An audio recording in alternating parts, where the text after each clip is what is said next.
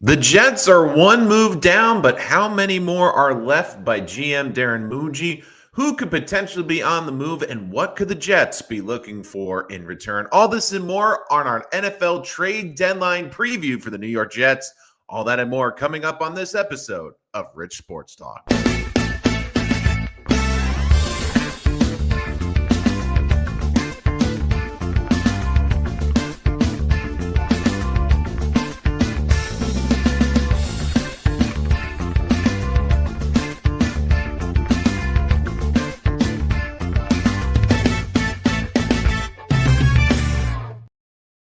Welcome in, everyone, and welcome to another episode of Rich Sports Talk, your home for all the latest and greatest on the New York Jets. If you are new to the channel, hit that like and subscribe button so you don't miss any of our latest content. We always go live after every single Jets game this season to give our instant thoughts and reactions. Of course, if you want to take us on the go, you can take us wherever podcasts are available. Well, ladies and gentlemen, I wanted to do this before the Jets made moves, but the Jets obviously made a huge trade yesterday, trading Michael Carter for John Mechie and getting some draft swaps, and we did the episode last night. You have checked it out. You can go check it out on the YouTube channel or wherever podcasts are available. My thoughts on the Jets moving on from Michael Carter and getting John Mechie. And look, to be honest, I think Michael Carter was going to be one of the main focal points of the video because I thought he would be an easy move for the Jets. It seemed like the staff wasn't fully invested in Michael Carter, that he didn't really fit what they were trying to do on this defense.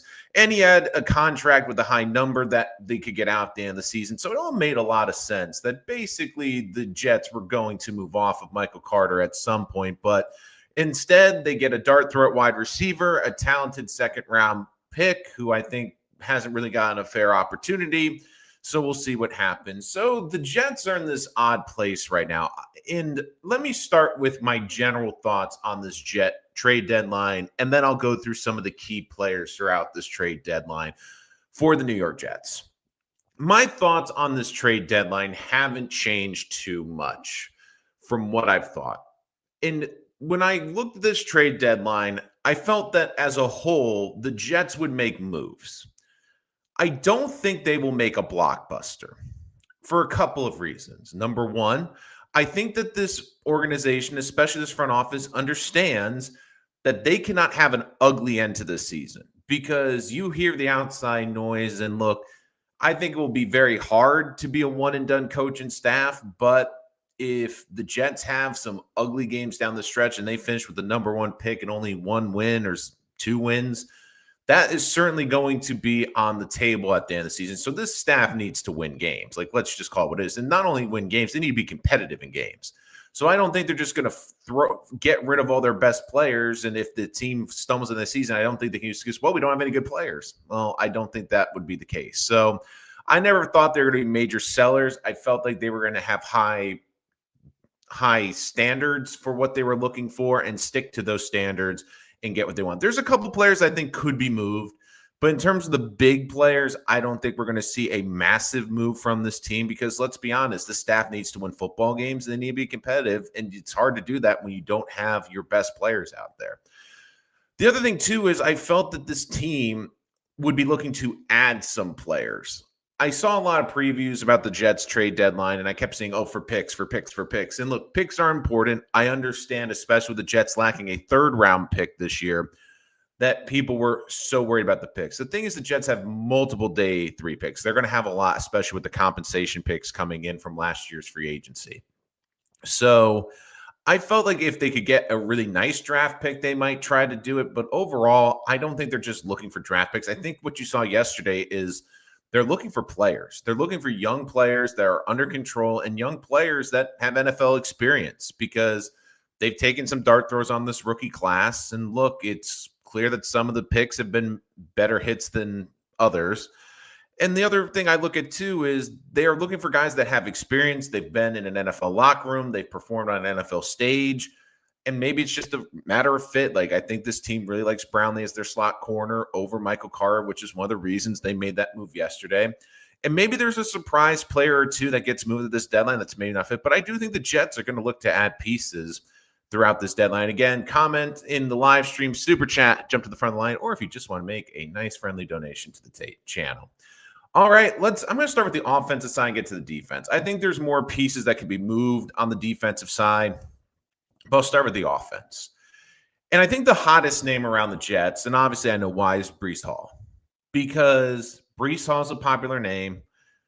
A lot of people nationally know him from fantasy. They understand that he's a talented running back. And I keep seeing like, oh, a team like the Chiefs or some that's really wants to win a Super Bowl is going to go all in for him. I think Breece Hall, the more we've gotten close to this deadline, when we've gotten the true value for him, which is likely a 4th or 5th round pick. And again, the Jets have multiple 5th round picks in the upcoming draft. I just look at it and I go, for what they're getting, I'd rather have Breece Hall be here, because here's the other thing.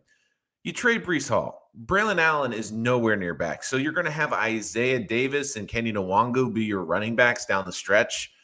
It doesn't make sense. And like we pointed out earlier in this episode, the staff needs to win. They need to be competitive. So they need guys like Breece Hall. And Breece Hall last week was the Jets' best offensive player, and you saw why. The other thing I look for, too, is we understand this team is going to have to draft a quarterback. And the way I look at it, too, is it more valuable to have Breece Hall here, whether it's through an extension or the franchise tag to help that young quarterback? I think it is something that needs to be talked about. Now, if we get to the end of the season and Breece Hall just decides there's no way I'm coming back to the Jets, I think the Jets can do one of two things. They can flat out let him go to free agency. They'll probably get a 4th or probably get a 5th round pick, which they are looking for right now, in a compensation for 2027. And the other thing, too, is they could try to franchise tag and trade him. I mean, they could try to move him to a team so they can get at least an asset back for him. And with the franchise tag right now for running backs, it's going to be slightly over $14 million next year. I think it'd be something I would consider. I look at this roster. There's not really other player on this team I would tag, and especially for running backs with their ultimate cap hit, that's one of the reasons why the franchise tag is so low on the running back position. So I don't think Breece gets moved. If a team comes in and gives like a crazy offer, like a 3rd and plus, I think the Jets would have to really consider at that point. But overall, I don't think there's going to be a team that's going to blow the Jets away with an offer. And the other thing, too, is the Jets need to win games. And they need to be competitive. And it's going to be awfully hard if Isaiah Davis. And again, I really like what Isaiah Davis is doing this year. But I think Isaiah Davis is showing he's a really good complementary back. He's a really good number 2. I don't think he is a feature back. And you're going to have him for the rest of the season be your feature back. I just don't think that's an offense that is going to be very successful. Another offensive player who I really think is going to get dealt, just because, again, I think he's a waste of jerseys, Allen Lazard. Look, I keep seeing the rumors the Steelers are looking for receivers. I'm just like, look, I've been saying this since training camp. Like, I just think Allen Lazard's going to end up in Pittsburgh. At this point, just call the Steelers. Say, hey, Steelers, we'll give you a 7 in Lazard for a 6. Or, like, just give us something for him. And throwing like some sodas, basically, like in the Athletics in the movie Moneyball, and I think that would get the deal done. So I think Lazard is a likely candidate to get moved just because the relationship he has with Aaron Rodgers, and just because he adds depth. He's not doing anything here. He's really just been a waste here. So really, I don't see any other offensive pieces. I don't think you're training the offensive linemen, even the backups. I don't think any of the tight ends are on the block. I don't think any of the receivers are going to get you anything. So let's move to the defense. Again, comments, super chat to jump to the front of the line. I think the big name on defense is obviously Quinnen. And I think what a lot of us were kind of hoping for was a first plus. But as we've gotten close to this deadline, it seems most teams are looking at a 2nd round pick, which to me just isn't worth it. Now, Quinnen is a very interesting character because I really hope that the Jets are doing their due diligence, because the Jets really have to have a sit down with Quinnen, because there's a lot of moving pieces around him. The first one I'll get to in a little bit is his brother and what's going to happen with his long-term future with the Jets, but we'll get into that in a moment. The other thing, too, is Quinnen's guaranteed money runs out at the end of the year, and from all accounts, it seems like the Jets haven't been at that point to negotiate with him yet. I think that they need to have a serious conversation with him and say, look, Do you want to be a part of this team? We will give you what you're worth in terms of your money, your guaranteed money, or do you want to go somewhere else? Because at this point for Quinnen, he's going to be 28 at the end of this season. He has been an incredible Jet. Is he a player that I want to see retire as a Jet, play his whole career as a Jet? Absolutely no question. But this might be something where Quinnen goes, look, guys, I've given this organization years of great football and have nothing to show for it. I only have a small window left. And to be honest with you, I want to try to win a Super Bowl. And I just don't see us getting to that point in the next 2 to 3 seasons. If that's the case, then I think you move on from Quinnen and you try to get as much as you can. But right now, at this deadline, I don't see a team, unless they come in with the Godfather offer of like a first and a third. And even then, I think you have to consider, because let's be honest, that first round pick is going to be a back end of the first pick. It's not going to be like the Jamal Adams one, which was a gamble. But we all assumed when they made the Jamal Adams trade, we were hoping, okay, this is going to be top 25. Little did we know it was going to be a top 10 pick. So with all that being said, I think Quinnen stays. He's a team captain. I think it's hard to move on from a team captain like that. But the Jets need to really engage with Quinnen and try to figure out how he feels about being here long term. If he just wants the most money and likes playing in New York and wants to be a part of this turnaround, great.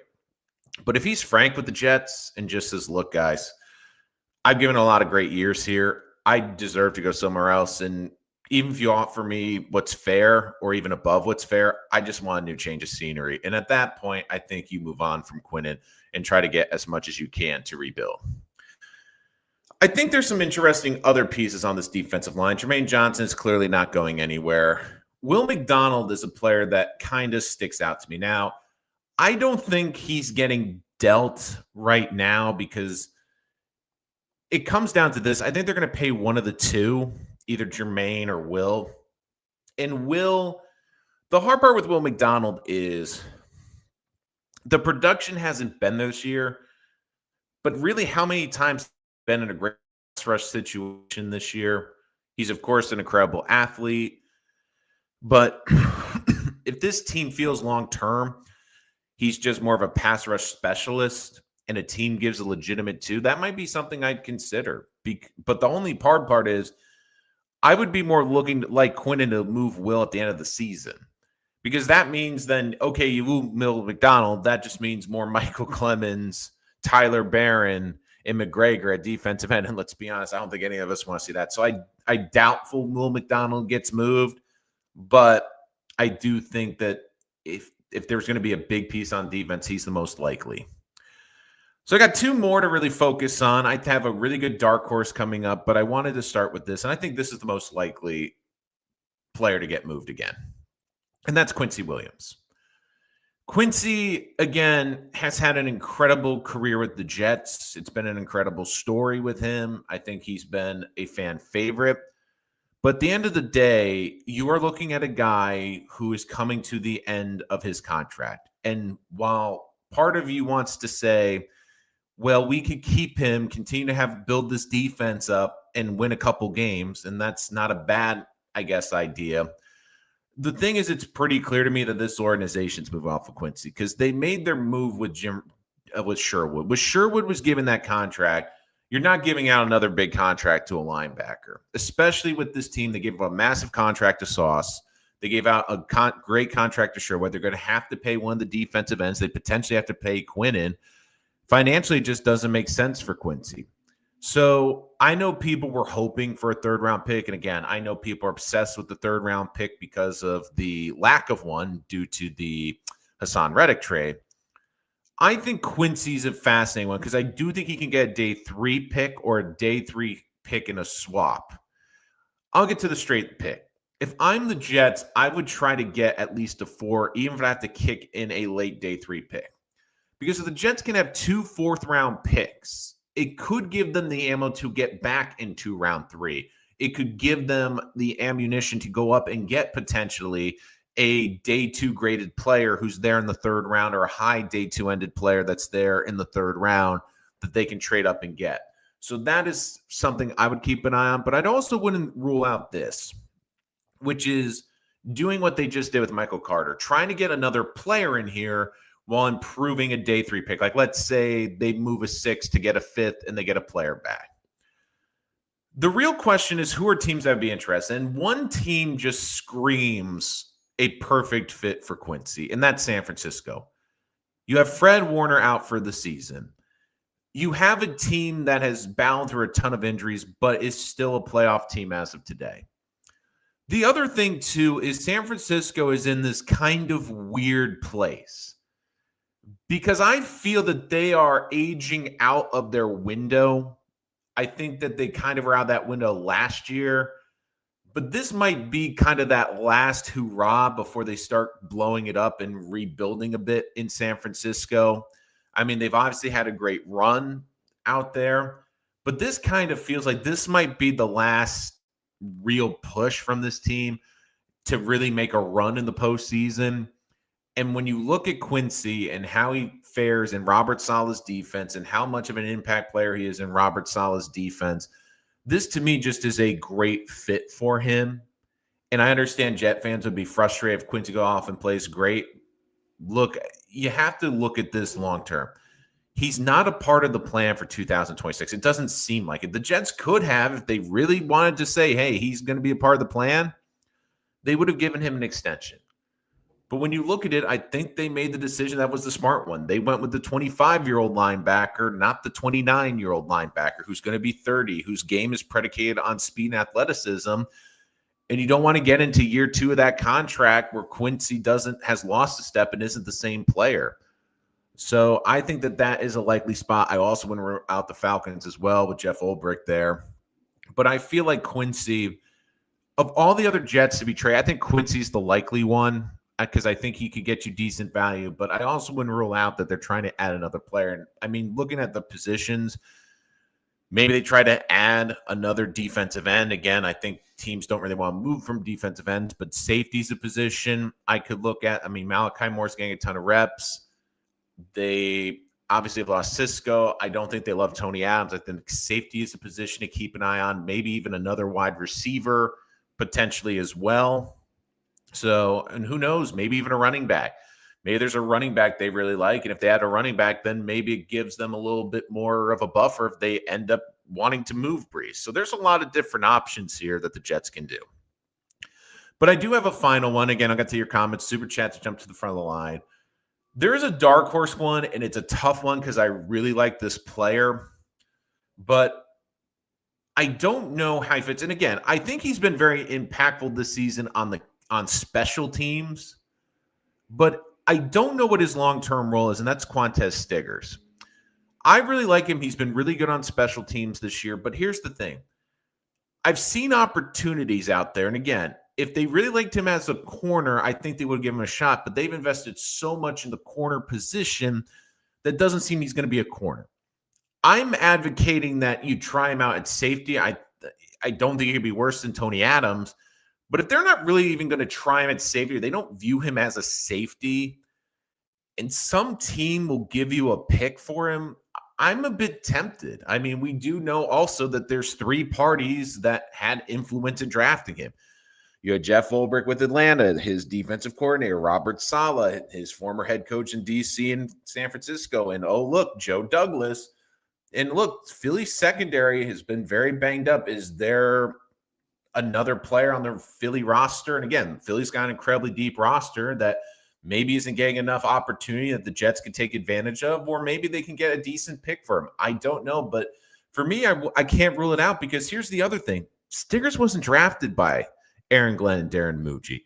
Anyone that wasn't drafted or specifically signed with these guys, I feel is fair game to be potentially traded. Now, I think there's certain players that are more valuable than others, but Stiggers, again, as good as he's been on special teams, I could see potentially having a bit of a market, especially if a team has a lot of injured corners looking for more of a zone corner. And look, if this team is not going to legitimately try him out safety with all the safety injuries they have, maybe this could also be a move to get a safety. Maybe another team thinks Stiggers fits in their corner scheme, and there's a safety that the Jets like that fits in their scheme. There's a pick swap. So I don't think it's likely that Stiggers gets moved, but he's one of those guys when I really thought about it, he could be someone that could be a dark horse. Jake Asman, thank you as always. Really appreciate it. Would love to have your opinions, and we also would love to have you on. Reach out, Jake. Would love to have you on the show sometime. But again, thank you for the super chat. Really appreciate it. Again, super chat to jump to the front of the line as well. Again, going through our trade deadline preview. Let's get to some more. And again, thank you, Jake. Would love to have you on the show sometime. Always appreciate the content. Again, he has some really great giveaways on his channel as well. Let's get to some more content out there. Please like and subscribe to the channel. Oh, thanks, Chris. Really appreciate it. Always love the support. Again, you guys help make this channel with all your great content and all your great questions. Again, I just love interacting with Jet fans. All right, let's see. Drones is in here. Let's see what Drones have to say. Let's see. Like they should go. They should have got another receiver months ago. I would not trade Brees. And I'm going to just put this up there for Braylon Allen. I'm not going to keep it up there, Drones, because, again, don't want to get demonetized. Braylon Allen, again, I don't think has had a fair opportunity. I think this was disappointing with Allen because I really felt that this was a breakout potential year, and really you started to see it. But again, one of the things, and this was one of my biggest criticisms of this coaching staff, was I never understood why, in God's name, he was doing a kick return. I mean, seriously, why is he doing a kick return when you have other pieces and he's your number 2 running back? And now he's out for a significant amount of time. And I said after the Miami game, the Jets kind of put themselves in a corner where if they were on the fence about really moving on for Brees, well, you could have seen what you had in Braylon Allen, but unfortunately, he's been on the shelf and will be out for a significant amount of time. And I would re-up Quinn, and Quincy's tough, though, because Drones, I understand you're going to have a rookie quarterback, but you still have a lot of dead money. Don't forget Aaron Rodgers. You're going to have dead money with Justin Fields. And Quincy is a guy who I love the player, but he's a guy that is predicated on his athleticism, and he's going to be 30 next year. The one thing with speed, and you're a speed player, once you lose that speed, you become a dramatically different player. And I'm just worried that, okay, maybe the first year of that contract, he's great. But year 2, year 3, could see the drop-off. And to be honest, not a huge fan of going out there. Now, again, if Quinnen kind of gives an ultimatum like, hey, I'll stay here, but only if Quincy, then you have to have some tough decisions there. But overall, I do think that I try to re-up Quinnen, but with Quincy, I just don't think he's going to be the long term there. All right, let's get some more of your questions as well. Wild Wave, hey Nolan, good to see you, Wild Wave. I'd keep Stiggers. He's been by flashing the Seaber room. Look, I would keep him, but I would keep him only to try him out at safety. Look, I think he could be a nice safety. Don't forget when they drafted him, he was a hybrid safety corner. But if they're not going to play him at safety and they could get another piece, the key to me is I just want to just trade him out for a draft pick. But like, let's say there's a safety that they value, that they think fits the scheme better than Stiggers long term, and they feel he can pair well with Malachi Moore going forward. I think it's something you really have to consider. I really do. Again, super chat to jump to the front of the line. Matthew Smith has a bold trade. I don't think that's going to work. Fields is under contract next season. Again, if you cut Fields, I believe I was looking up the number. I believe it's $22 million in dead cap if you come at the end of the season. Yeah, look, I think with the big thing too is the problem with Sherwood, Drones, and I understand the frustration with Sherwood's performance this year. No one's going to take on that contract. I mean, that is a big contract for a linebacker. Like, not only do you have to take on that contract in season, but if you're the Jets, do you have to eat some of that money? And look, I think Sherwood, like up until recently, has had a fairly good season. The big thing I would look for, though, is with this team, you have to look at every opportunity. Look, I understand like what you're saying, Drones. I do think Sherwood could be an asset, but look, this team's already invested a significant amount of money. This isn't just Madden where you can just trade anyone pretty much easily. And the other thing too is who would go after Sherwood right now? Like, unless you get an offer that just blows you away, I just don't think Sherwood's going to be moved. I really don't. I mean, you have to look at this contract too. I mean, there's a potential out after 2027, but when this extension basically kicks in, I mean, right now it's throwing a dead cap. So I just look at Sherwood and I understand where people are frustrated with the performance, but I just don't see a team taking on that contract right now. I mean, I don't. The only guys I think that would want him would be the 49ers with Robert Saleh or Jeff Ulbrich, but they're up against the cap a bit. And do I think they're going to go all in on Jamie Sherwood? Like the 49ers are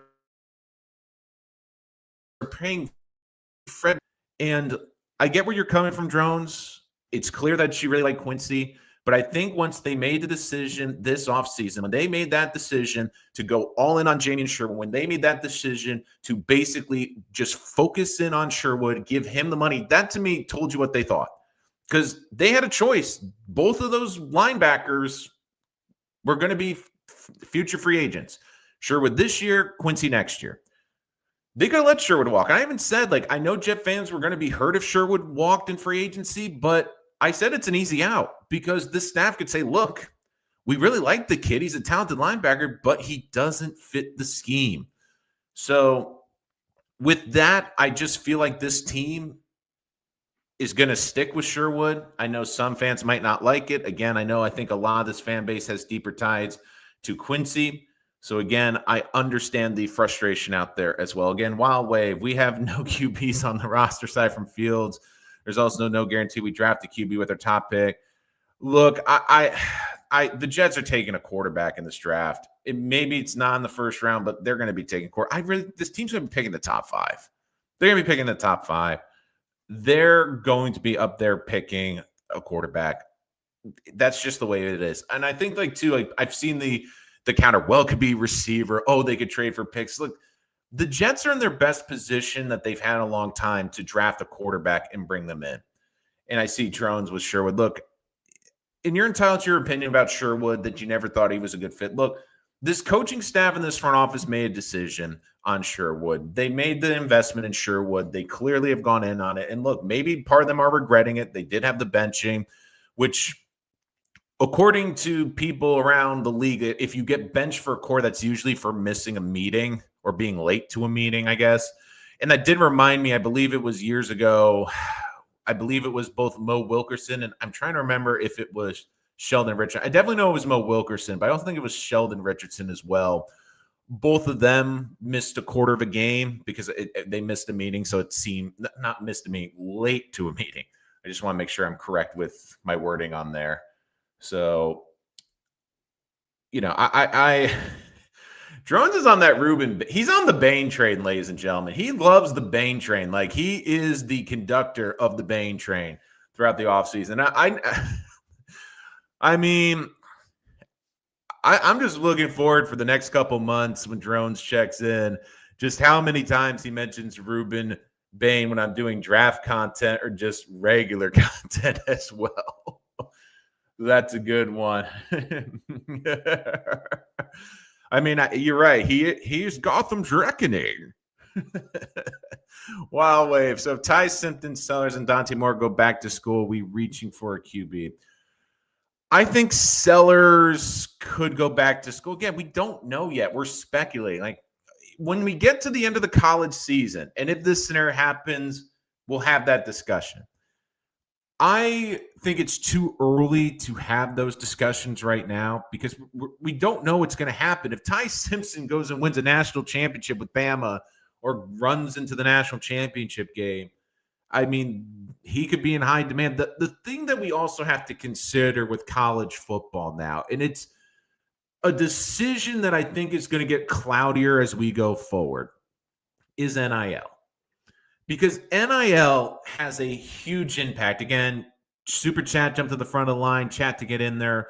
Again, appreciate Jay Gasman for the $2 super chat earlier in the show. Again, really appreciate all the support from all of our listeners and viewers. So I think the big thing with this is you have to look at the NIL, because the NIL is going to change the college landscape of college quarterbacks, because the amount of money kids are going to get in college to play at the high programs is so significant now. And you look at the have and have nots in the NFL.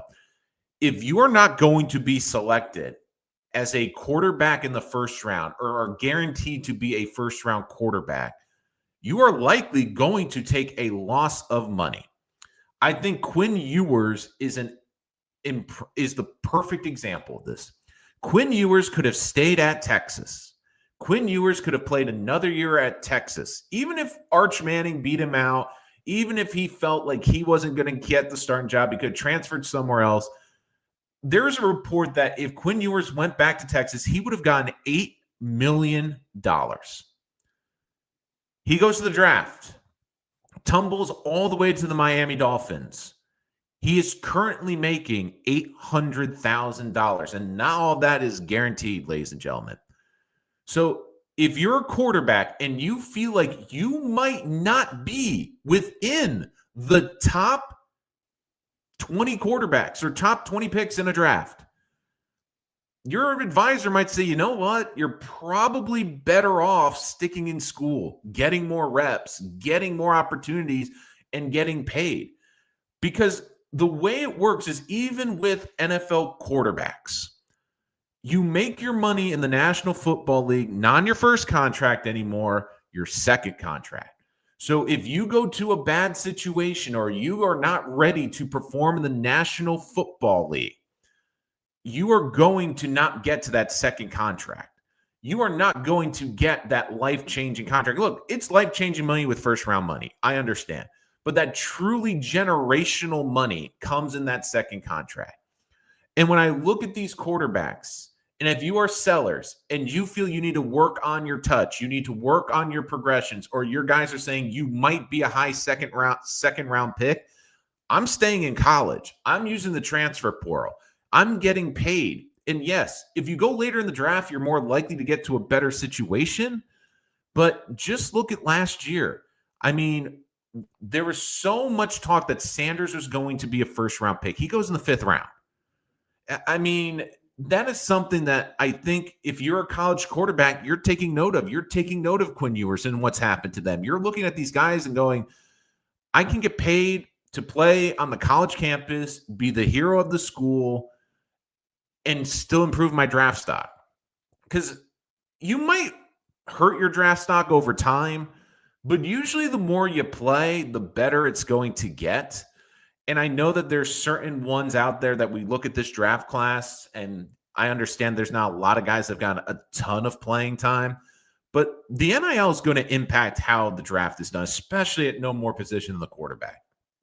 Because unless the kid feels like they're legitimate going to be a top 20 pick in the draft, that they are legitimately going to be a first-round pick, I think they're going to look and say, if I'm going to go in the 3rd round and make hundreds of thousands of dollars to hopefully make the team and compete, why would I do that if I know I'm going to be the quarterback at Alabama, an SEC school, a ACC school, a Big Ten school, and get paid even $6 to $8 to $10 million a year guaranteed? Why would I risk it?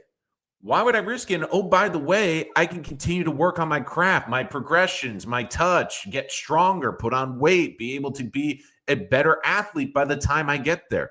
Yes, there's always the risk of injury, like with Drew Aller. But Drew Aller also got paid to be at Penn State this year and not go in the NFL draft. And I know a lot of people are saying, well, he could have been a first-round pick last year. I mean, let's be honest. I mean, the only reason I think Jackson Dart was a first-round pick is because the Giants didn't want to risk him falling to the top of the 2nd round, and also because they wanted to get that 5th year of control. Like I always say, guys in the back end of the 1st round, the quarterbacks, the guys that trade in, they're doing it more so not because they believe you're a first-round talent. It's they think you're a borderline first-line talent, but they want that 5th year option because if you are correct and you hit on that pick, you want to have him be a controllable asset and not be a 4-year asset, but a 5-year asset. This is a great question, Troy. So there's so many layers. It's not that they're ready. I think they have to. The other thing too is I feel like of all the situations, this is probably the best one since Rex, because when Sanchez was drafted, he had an unbelievable offensive line in front of him. And that's, to me, the biggest thing. The Jets, unlike with Zach and unlike with Sam, they have a legitimate offensive line. They also have a legitimate number one receiver, which they didn't have with those two guys. They also have a legitimate tight end, I believe, in Mason Taylor. And if you keep Breece Hall, you have a major running back with Breece Hall. So I feel like they are at the point where they have to draft a quarterback. And I know people are uncomfortable with that, but I think it's the best situation that they've had to draft a quarterback at this point. They're not trading for Sanders. Look, they had plenty of opportunity to draft Sanders. They're not going to do it. They had every opportunity in the last draft to do it. They're not doing it. Look, even the Browns have looked horrendous with Gabriel, and they don't look like they're even ready to put in Sanders. So I always look at that and I go, if the Jets had opportunities to draft Sanders, they made the decision not to. I'll be honest, I like more. Sorry, let me rephrase that. Who do I like? I was going to say, who do I like more? And again, I just because of the last name. If you had to ask me, I like Fernando. I just like that he's got more experience. I think he's got a quicker release. I think he's a more traditional passer. I really like the touch he has. And look, I think he's elevating a program. I understand that Indiana is in the Big Ten, but let's be honest. When was the last time we looked at Indiana as something other than a basketball school? Like, I look at one of the things I want to see is guys elevating a program, which is very tough to do, but I think he is doing it. And look, I like Moore a lot. Ty Simpson's a name I know that's going to get mentioned a lot. But the thing that always concerns me with him is he's going to be a one-year starter. And the hard part, especially with this, and I think it's getting a little bit easier because we're no longer at the height of the Nick Saban Alabama. The hard part with college football when you're scouting these quarterbacks is, can they throw it open or are the guys just open? And when you look at some of the top programs, it's hard because you see them with elite talent. Now, the counter argument is, well, they're going against elite talent. They're going against elite defenses in the college stands. But it also helps, too, when you have multiple four-star offensive linemen, when you have five-star receivers you're throwing to, when you have five-star running backs behind you. So that, to me, also makes it very interesting in the process. And, look, I don't see Arch coming out, as I see Drones has commented there. Again, Super Chat, jump to the front of the line. Make a donation to the channel. Again, always really appreciate the content. Always appreciate you guys reaching out. And again, really enjoy having everyone on the channel. Dan from New York, another one. Again, let's get some more comments in here. Trade deadline talk today. If you want to go back to the front of the episode, you can talk about it. If you want my thoughts on the trade from yesterday for John Mechie with Michael Carter, that is also available. We have multiple shorts on the channel right now, and we also have it on the podcast, wherever podcasts are available, and in the channel. Is the recent hit rate on Oregon quarterbacks and not trusting Jets with another small school core? I don't think Indiana's a small school, though. I mean, Indiana's not BYU. I mean, they're not playing in the Mountain West in a weird year where they're playing not even the Mountain West. They're playing that weird schedule with COVID. So I wouldn't consider Indiana. Indiana's not one of the premier, I think, college football programs, Dan, but it's not a small school. I mean, I don't think it's a small school. It's not like, let's say, UConn, who, again, I really like the UConn quarterback. Hasn't thrown an interception this year. He's actually been really good. So Mendoza transferred from Cal. He's ready. Look, I really like Mendoza. And again, I have to watch throughout this season. It's still a long college season. We got the playoff coming up. And look, I think I'm going to look at the playoff because if Indiana's in the playoff, I'm looking to see how Mendoza performs. Now, so far, Mendoza on the biggest stages has performed well. And that's another reason why I've really appreciated him. But I think a lot of these quarterbacks that we're talking about, they're going to be in the playoff. And what does the playoff mean? It means high stakes. It means more pressure. It means you're going to be in front of a national audience. And it also means you're going against really good talent. You're going against 12 of the best teams in college football. You're going against great defenses, great defensive minds on those big stages. How do you perform? And we've seen guys that can perform on the big stages. We've also seen guys shrink on the big stages. And look, that was one of the concerns with Zach Wilson coming out. Was the biggest game he played was the road game in Coastal Carolina, and it did not go well. So I do think there's something to playing in these high pressure situations and seeing how they perform. And Dan, I think the clarification relatively small. I mean, look, Indiana's like one of the biggest basketball schools in the country, and I get what you're saying in terms of small. I'm trying to think, like, how would you define, like, because it's so hard with college, because it's like when you define a school, you define it by how big it is, how big their presence is. Like, it's always funny. Like, a small school to me is like a low end Division I or a Division I AA. Like, that's what I consider a small Division I school. I mean, everyone's entitled to all their different opinions, but that's just the way I look at it. And look, for Indiana right now, they're on a magical run. They're having a great season. And I mean, when you look at their program's history, I mean, they're not a program that when I say think of college football programs, they're not really a program that jumps out to you saying, "Oh my God, they're one of the powerhouse programs." You're kind of like, they're okay. I mean, like, look, last year, I mean, they did get to the college football playoff the first round last year, lost to Notre Dame 27-17. I mean, they've done a really nice job turning around that program. But, I mean, again, you have to give it to Kurt Cignetti, the job he's been doing out there as well. I mean, he's made the jump from James Madison, and he's really did a good job. I mean, look, the Hoosiers, like last year, they were 8-0 in 2004. That was their best start since 1967. So again, like, this is a program that is on the rise, but historically, they're not a powerhouse program in the Big Ten. Like, when I say Big Ten football, I feel like I say Big Ten football. Who are the teams you think of? I don't think Indiana's one of your first five choices. I mean, I really don't think that they're up there for you when you look at the Big Ten. When I say Big Ten football, I think a lot of you go with Michigan, Ohio State, obviously. I think a lot of people would go now USC, even though before, I mean, Oregon. Like, I just feel like Indiana's like, they're like 6 to 10 on that list. They're not the most popular. But again, Super Chat jumped to the front of the line again. Had a nice donation earlier from Jake Asman. Again, appreciate Jake Asman checking it out and giving us a donation. Also, check out his channel, doing a lot of great content, especially every day with the Jets. Has a lot of great daily content covering the Jets as well. With MC2 traded, do you think they extend JJ and Brees with the kickback off the trade? I think there's a chance, but not until the offseason. I don't think they're going to do anything. I think two reasons. Number one, I think with Jermaine, they want to see how he goes the rest of the season. I think they want to see how his health is the rest of the season. And with Brees, I think it's a bit of the same. They want to see if he can finish out the season, show he's durable. And I also think it comes down to what Brees wants. Does Brees want a contract that's fair? Does Brees want to be overpaid? Does Brees just want to get out of here regardless of the dollar amount?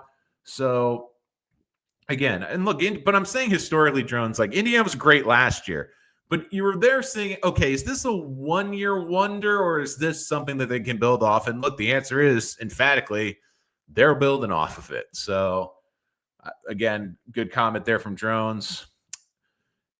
Do you think there's anything to the idea that the Oregon quarterbacks are safer based on their recent hit rate?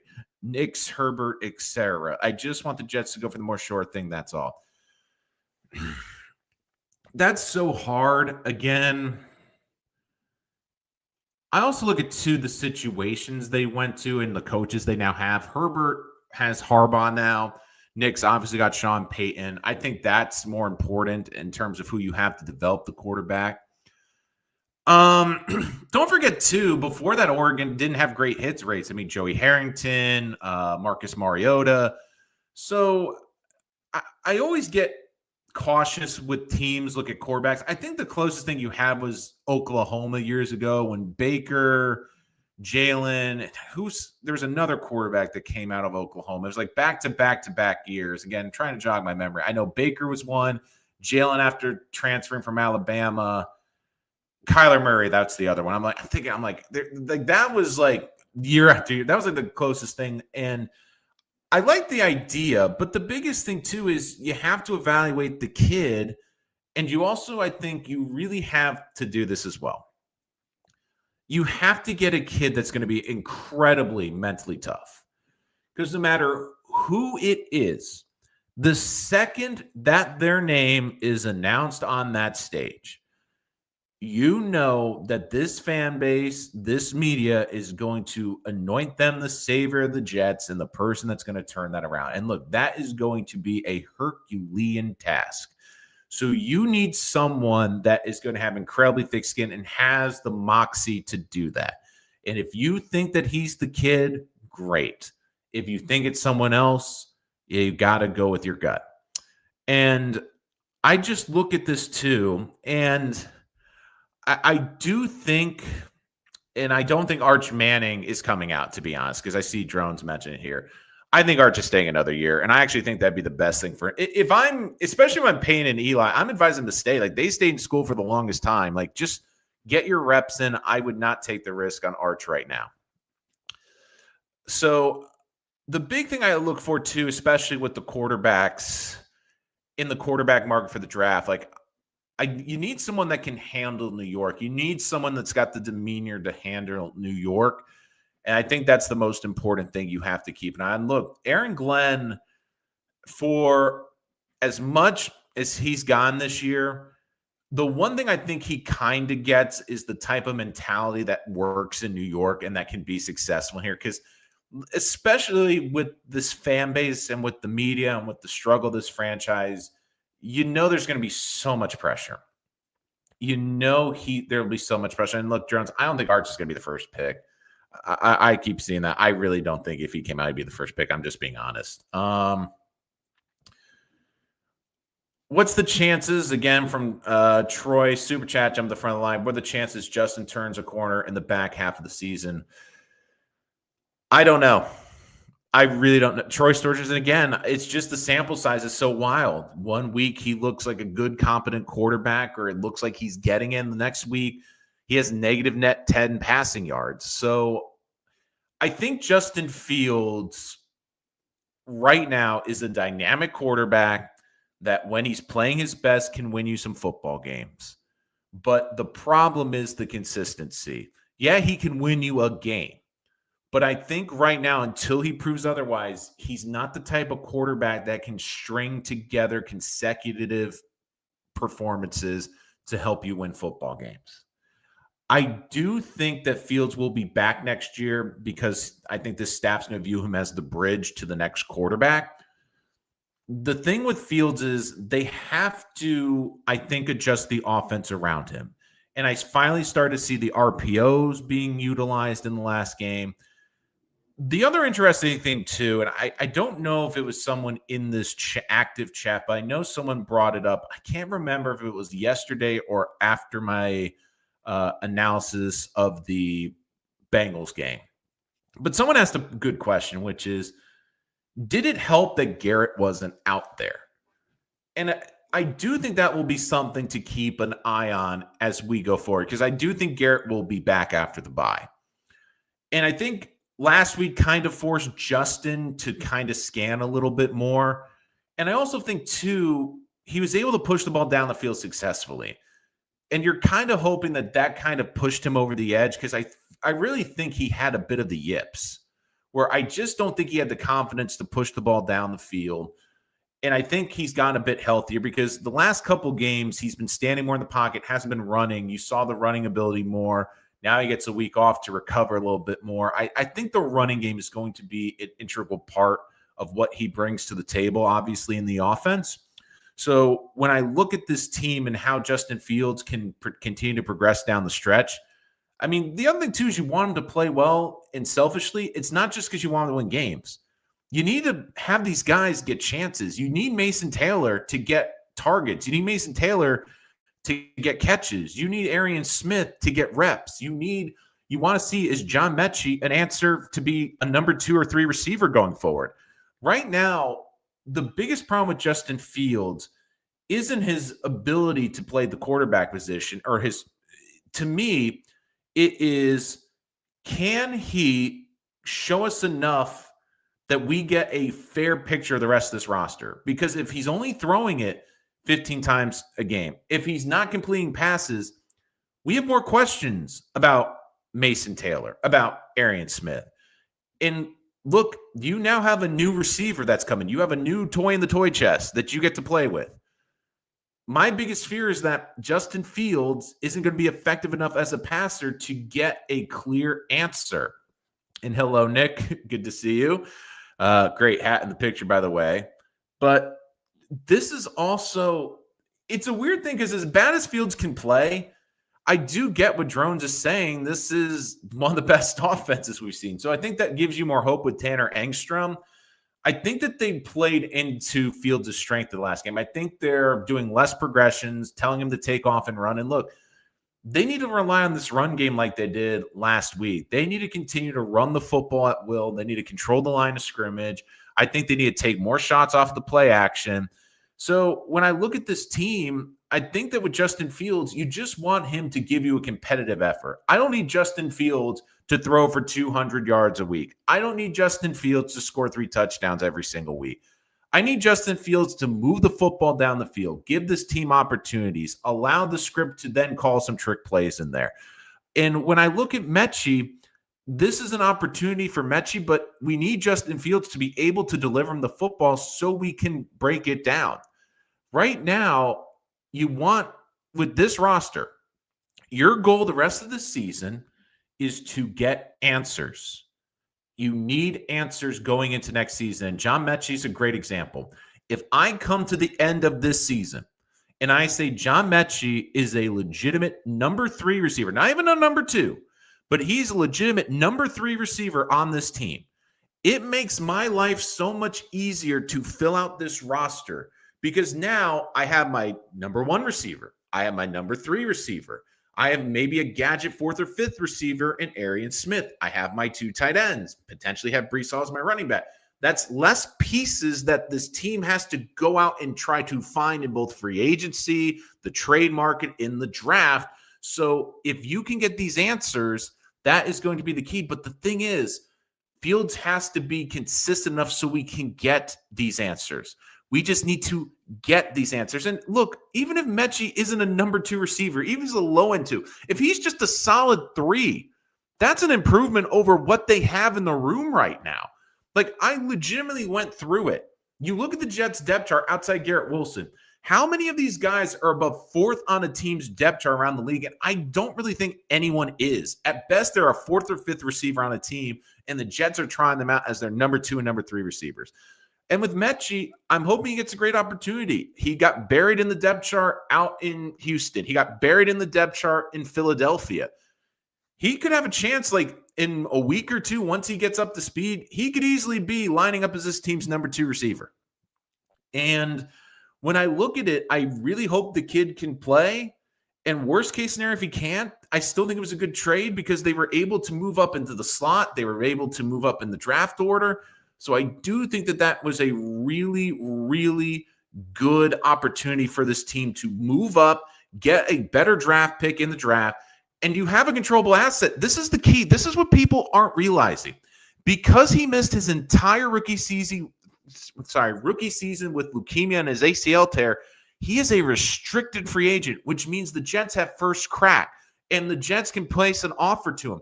And then another team has to match that offer and give the Jet the comp pick. But then the Jets have the opportunity to say, okay, we'll pay a little bit more to keep him. Like, it is a very easily controlled asset that you have at wide receiver for 2 years that you don't have to overly pay. So I think if you can come out of this season and saying, I have Garrett Wilson, I have Mechie as a nice receiver in that receiving room, that makes it easier, because if Mechie isn't great or you don't get an answer on Mechie, then you're like, do we have to find 2 receivers? It's a lot easier if I'm going into draft saying, okay, we need a wide receiver. We take a quarterback in the first round. we love this guy in round 2 at a different position, but we feel this depth is so deep that wide receiver, we can take a dart throw in round 4, even though most Jet fans would be like, I'm not sure about the dart 4, the round 4 dart throw with Arian Smith, how that's turned out. So I would is this what I would give right now, Troy? Just so I can get a little clarification. Are you asking what my grade for him as a coach and the coaching staff is right now? Like, I just want some clarification, Troy. So just let me know. But again, if you're joining us live chat, super chat, join the front of the line, and also if you want to make a great donation to the channel. Also, check us out wherever podcasts are available. We come live after every single Jets game, and of course, we will be breaking down all the latest and greatest on the Jets and all the latest moves. So Troy's been confusing me a little bit because I'm trying to figure out if he's still in the chat. Like, do you want me to So, Troy, are you asking me my grades of Glenn and the staff, Glenn and Muji? I'm just trying to get an idea. Okay. I love drones in here. Look, I don't like giving mid-season grades. I want to see how this team finishes. If I would give Muji right now, I'd actually give Muji a B, maybe B plus. I think the trades he's made, I think the draft outside of Barron and Smith has looked better than we thought. And also, I mean, Brandon Stevens has looked to be a good signing. The one thing I don't give it higher is they came in with so many holes this year that I can't give them a better grade. I think a B is a good grade. I think the moves and the trades they made have been good. Glenn, do you want me to separate the staff or not? Let me know. Again, let's get some more of your comments. Let's see. How we feel about ends after the Cincy win? I feel a lot better. The other thing, too, is like even when this offense was struggling, I mean, guys were open. So it's kind of – and the thing I always said with Engstrom this year is I give him more leeway because he's a first-time play caller. When I look at the defense and how bad they were against Cincy, I feel Wilkes has been worse than Engstrom. And Wilkes is a former DC, and he's a former head coach. I mean, Engstrom's a first-time play caller. I feel like I want to see Engstrom down the stretch because – I think he's taken his lumps the first half of the season. I think he's gone through his growing pains. He's starting to implement more of the trick plays. I want to see like how they continue to grow, how they continue to develop. So that's to me the biggest thing. I mean, not too far off drones. I'd say B minus maybe. Nick, I want to see Justin Fields tear off a run the rest of the year, throwing at least – we'd all love that, Nick. We all would love that, but I just don't think it's going to happen. So I just don't think it's going to happen. So I don't think they're going to let Engstrom go. I know some people are saying JW back in the chat. I'd like the New York Jets to pick up more picks by trade our players, but we must rebuild this team before we can truly judge Glenn Muji. I think they're going to do a combo. Like, I do think they're going to make another move or two. I don't think they're making a blockbuster, but I don't think you're going to get a huge draft haul. Again, they're going to get multiple day 3 picks, especially with all the comp picks they're going to earn from free agency last year. Obviously, they don't have the 3rd round pick, but the thing I could see too is player swaps, because you're also looking too is the one thing I would also say that's giving me more hope is what Aaron Glenn thinks is great. Okay. Here's what I would say, and I think it's a very good point. I think that this team, the one thing I'm getting more hope for is I think that the scouting department seems to be at a better place. If you remember last season, and I remember talking to Dom C about this, Dom C has more insight on the process. And one of the questions I asked him was, when a new GM comes in, do they immediately gut the scouts? And he said no, because you have the scouts for that season, you get their analysis, and then at the end of the draft process, you bring in their own guys, which is why when a GM makes their first draft, I think for the most part, you got to give them a little bit of the benefit of the doubt because they're not exactly working with the people that they want. And again, you look, there was a lot of scouts that have been with this team for 15 years, and the Jets completely re-gutted the scouting. But one department in the scouting department that I think has really shown an improvement is NFL scouting. because we talk about college scouting all the time, but teams have their NFL scouts. They're scouting other teams.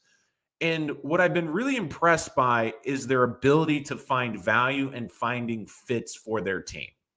I really like how they brought in Brownlee. I really like how they brought in Jawan Briggs. And I really like how they brought in Harrison Phillips. Like, they've done a very good job of evaluating other NFL quality players. And one of the reasons I think they're doing this is to help expedite the rebuild. Because if you are bringing in a player who's in their first or second year, they've already shown enough on tape that they can perform in the National Football League. They have tape in the league. You can tell if they can play, if they belong, or if there's someone you can develop within this league. And I think that this is what this regime is trying to do, is trying to almost get a bit of a shortcut to a rebuild, which is, let's get someone that's at least had NFL experience that we think we can develop, someone that we don't have complete questions on. Because here's the thing. With rookies, you can love the tape. You can love the person. But until you get into training camp and they're going against actual NFL bodies, you really don't know. And there are times, and you hear it from players, like they will see draft picks that come in and within 2 or 3 practices, they're like, oh boy, this isn't going to work. Oh boy, they are well over their skis.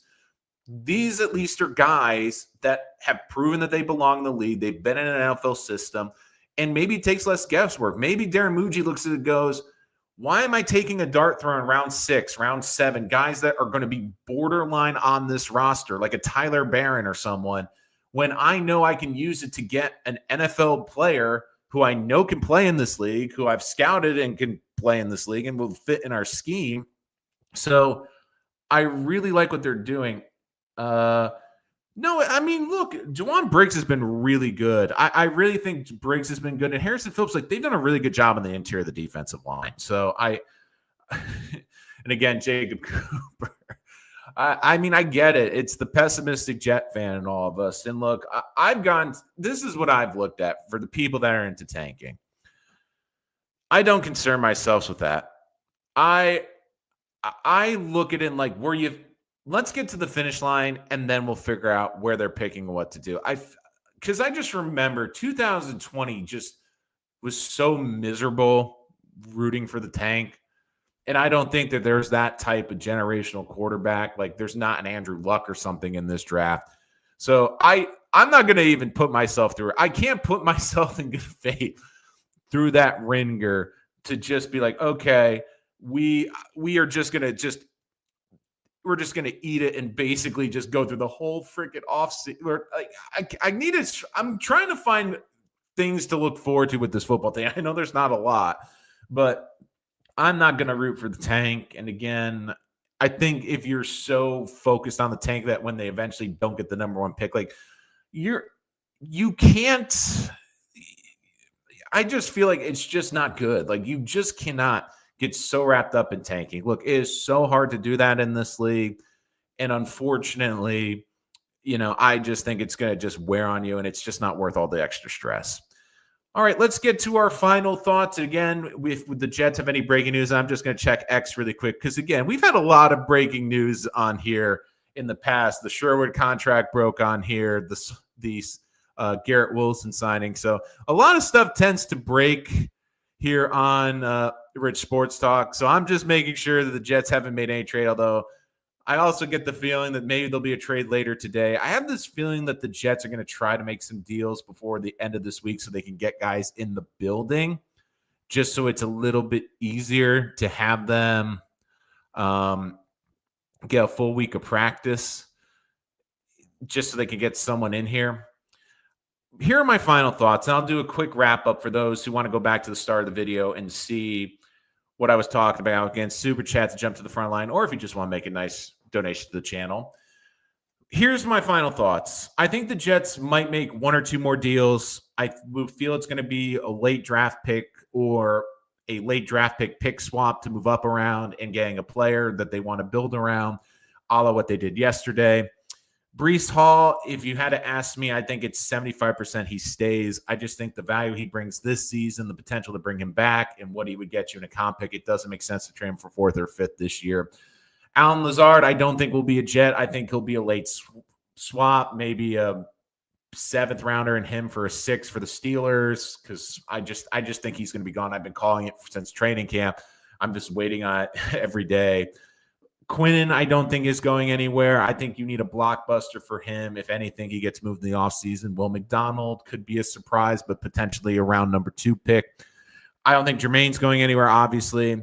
I think the most likely player to get moved is Quincy, last year of his contract. I could see 49ers having interest, especially with the Fred Warner injury, maybe a day 3 pick. Jets may try to get a 4th, or they swap a day 3 pick and get a player from the 49ers. And finally, my dark horse candidate is Quantez Stiggers. Again, I like him on special teams, but with this cornerback room as talented and as deep as it is, and if they're not going to try him at safety, especially with all the safety injuries that they have right now, as much as I like him as a role player, if you can trade him for a safety that could help you now, if you could trade him for another piece or a late pick, it might behoove you to do that. And look, you have 3 parties that might be interested in Stiggers and also Quincy. I mean, you just look around the league. You have Joe Douglas, former GMs in Philly. The Jets already made the trade with Mechie there. You look at Saleh with the 49ers. You look at Jeff Ulbrich with the Falcons right now as their DC. There might be interest in some of these Jet defensive players just because these were the coaches, the staff, and the regimes that drafted them previously as well. So again, I agree tanking is not worth it with the locker room alone.